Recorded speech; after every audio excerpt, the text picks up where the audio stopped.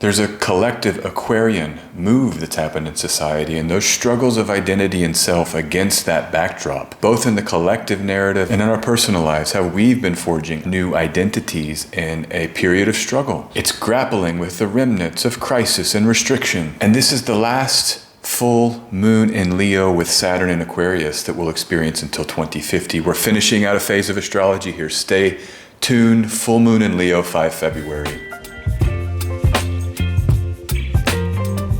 All right, so the last syzygy in the fixed axis with Saturn in Aquarius, this really is a moment of finishing out Saturn's time in Aquarius. I know I've said it in almost every video, but it's the most important story. This first part of 2023, Saturn is new structures, Aquarius is innovation, and we've laid some foundations since March 2020. So you just come into the full moon chart again, 5 February 2023. You will have this moon in the 17th degree of Leo, right there in the middle of Leo, opposing the sun in Aquarius. Saturn in this chart is in the 27th degree of Aquarius. And so there's a pretty close opposition between the moon and Saturn here. The moon, the physical body, the comfort, the safety, in the sign of identity and selfhood, that is Leo, opposing planet of grief, sadness, restriction, discipline, foundational themes, Saturn. And so it's been a long, grinding journey, hasn't it? 2020, 2021, 2022. Those themes dominated the period. And those themes coincided with Saturn being in Aquarius for those 3 years. We're now completing that. And so how did you forge your identity and understand who you are against this backdrop where the societal problems took prominence and restricted our ability to act in the ways we might have otherwise acted? Couldn't just get on a plane and travel. We had to adapt, not only technologically. I'm on Zoom now. My whole life's on Zoom, YouTube, social media, greatly enhanced and accelerated by the Aquarian activations of Saturn and Aquarius. Where is our identity? Where do we find self and spirit and soul in a world that is very much modulated by digitization and the digital worlds that we've created and that are so important for commerce and exchange and connectivity? This full moon in Leo, 5 February, highlights and brings into focus all of these changes. It speaks to a certain sector of your chart in life, but consider, where are you against this Aquarian wave that we've just been overtaken by over the last 3 years? Even governments are still grappling with all of this Aquarian change. You know, the medicalization, the digitization, the new rules, new orders that have emerged. We're still trying to figure it out here in these final weeks of Saturn in Aquarius, now being accentuated by a full moon in Leo opposite that Saturn in Aquarius. And you can see here in this article, Euro News, Thailand has clarified its COVID-19 entry rules after the confusion about whether vaccinations are needed to enter the country. So there's still this grappling with these new medicalized Aquarian rule sets. Where do you fit in against the backdrop of those rules? Where do I fit in? And it's not just COVID and the medical side, it's also the technological. And it's also all kinds of house topics, the themes in your nativity.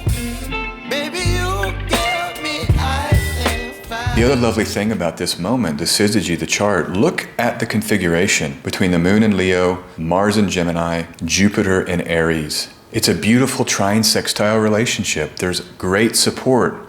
Jupiter in Aries, expansive maverickism, decisive movement into the reality, stepping into power and self, the renewed action with thought and idea. There's a real merger there between our ideas and plans and now putting them into action, with Mars now stationed direct and moving direct again. So that whole Mars-Jupiter dance, which is very auspicious, floods the moon via being earlier in zodiacal order, particularly the fire trine, Jupiter to moon. We have the waxing phase of this lunation culminating here with the syzygy, this full moon in Leo, which brings this first kind of punctuative, accentuative focus on what actions have you been taking? What has culminated for you? How did that period turn out for you? What new actions have you injected into your reality? What's moving ahead now? Release into those culminations and release into that movement of action that has emerged in your life. Remember, these are all day sect signs. It's the air and fire, which is about the outer world and seeing things in the daytime, the things we do in the daytime,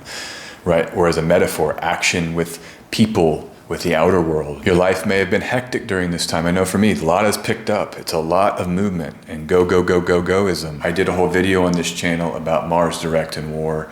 That window, we're here in it and we're sitting in it. And this news came out, sadly, as a peacenik and as a pray for peace person, seeing these escalations, it doesn't make me happy to have been looking for them, but it helps me process reality as it's unfolding and knowing there's a symbolic connection to it. Kremlin warns West that sending weapons to Kyiv will lead to significant escalation. All of these escalations emerged right after Mars Station Direct. The Croatian president has said Crimea will never again be part of Ukraine. There's just major escalation, all the tanks being sent to Ukraine from Western countries. It's part of this culmination, this movement ahead. And you can even just think about this as a metaphor for your life. You might take the metaphor that far, but what's moving forward now? What's escalating in your own life? Another interesting part about this particular moment, the Jupiter-Saturn return, that is to say Jupiter in Aries, Saturn in Aquarius, puts us in a position back in 1964. We're actually in the Jupiter-Saturn return, quite close to Bob Dylan's release of the song Masters of War. And I thought it's a perfect metaphor when we describe this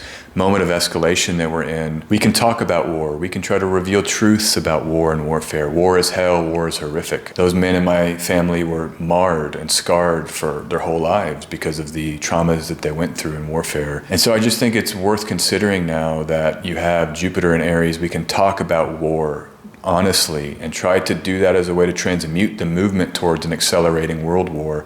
I love that line in Masters of War, the song, like Judas of old, you lie and deceive, a world war can be won, you want me to believe. There's a great opportunity here to kind of pierce through some of the discourse around war and try to understand that maybe it doesn't have to be as it's presented and there could be movements or breaks toward peace. That's what I'm hoping. And that's how I think this moment of this resonant, climactic, post-Mars retrograde, full moon, we can begin to inject that into the conversation. I know I certainly will be doing that on this channel and on Twitter. Either way, no matter what side you're on or what you believe or don't believe, as much as we can bring honest, open conversation using Jupiter and Aries, truth, revelation, justice, wisdom about war, Aries being war because it's ruled by planet of war Mars, we can see that a song like Masters of War is part of that or an example of that. It's the last fixed sign syzygy. There will never be a full moon or new moon in a fixed sign until the lunar eclipse in May. For a long time, since that November 2021 lunar eclipse in Taurus, we've had fixed sign eclipses. Eclipses bring fated changes. They mark beginnings and endings. They can terminate in a significant way. They can generate in significant ways. There's a sense of gravity and weight with eclipses, and in particular these eclipses, because they were squaring Saturn in Aquarius. We've had one of the more intensified moments here in 2022 for the fixed signs in our chart. So look for this kind of mini climax with this full moon in Leo to ping all of the climactic turns in your fixed sector that went down in 2022. It sets up a fixed sign syzygy, which will be a lunar eclipse without Saturn. Saturn's not going to be squaring that eclipse in May. So in a certain way, this is sort of a sigh of relief and the last ping of the Saturn square to that eclipse point, or those two eclipse points, the lunar nodes. It can be a sigh of relief. It's a major theme of 2023, the dissipation of the fixed intensities, the dissipation of the fixed squaring off Saturn in Aquarius square eclipses in Taurus and Scorpio. We just can see maybe the light at the end of the tunnel, or the volume is slowly turning down. Keep in mind too, Mars and Venus, rulers of the lunar nodes in night sect signs, Taurus and Scorpio. This may bring out themes of introspection. You may have changed in how you relate to people, on what you find pleasurable or comfortable may have been altered during this time, particularly in relation and how we relate to each other. The ways you initiate in relationship or assert yourself may have been altered here with the South Node in Scorpio and those eclipses there. So you might want to think about that. Leo is a sign of identity. That's where the full moon will be. And our identity impinges directly and can be directly influenced by how we relate, and less is about relating. So finally, there's this gentle harmonization. There's this softness that emerges this next half of the lunation, which is a Libra moon, a waning Libra moon, ruled by Venus in Pisces. This is the only moon with Venus in Pisces where the moon will be ruled by Venus in Pisces by domicile, And then that moon itself is not squaring Saturn, because when the moon was in Taurus, it was squaring Saturn, a little bit of a rougher energy. This is, I think, the Venus and Pisces election. If you've been waiting to do some Venus magic or have some Venus and Pisces activity, this might be the Libra moon you want to consider. I love that we're closing out the first lunation of this late winter period of dynamic opening for action. The second half of this lunation, we get to close out with a waning moon with Venus and Pisces. It really does offer us a respite, a restful respite where we can focus on creativity, music, singing, pleasure, art, adornment, unification, connectivity, love itself, the emotional side of love. And I love that Venus and Pisces rules this moon when we have so much masculine energy in the sky that I just spoke about, and you get this soft, creative water Venus. You might want to creatively reflect on what has transpired. If you paint or write or sing or any of that, where is your generative flow pointing you to? Where can you get lost in the act of creation? Center that, particularly on this Libra waning moon. So the Libra moon arrives Thursday, last Friday and Saturday, but particular Thursday evening is quite interesting to me because this moon will be applying to Jupiter in Aries, so it gets pinged by the benefic Jupiter, and then the moon is there. You can catch it where you are, maybe try to get that moon on the ascendant or make Venus or Jupiter prominent. That's one way to go. And I know the moon is averse in this case to Venus and Pisces, but still it's ruled by it. And I think that's a natural, that can support creativity, the unseen, things we don't see or understand. You may want to give priority to the unconscious side of creativity, closing your eyes and letting spirit move through you, for example. Creativity can be so rejuvenating. Water, a bath, submerging yourself and closing your eyes and feeling the warmth of liquid. This can be so rejuvenating, especially with the heavy themes we've already described here. I was eating at a restaurant and this Sade song that I really love came on right after Venus came into Pisces.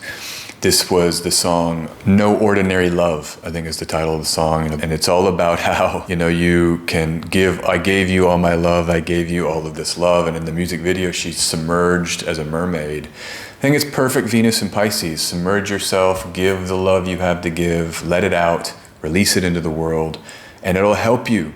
It'll help all of us during a very active phase here. Venusian moon, waning moon, to chill and rest and submerge. So let's just embrace this period. A lot of active movement culminating, and then some restful side comes after this full moon. I hope you're getting into your 2023 with some movement ahead and some of the things that we're building or gestating. Thanks for joining here on this journey. If you want to check out more videos where I talk about astrology or teach astrology, you can click here on the screen. And I'll see you next time. Peace. Take care.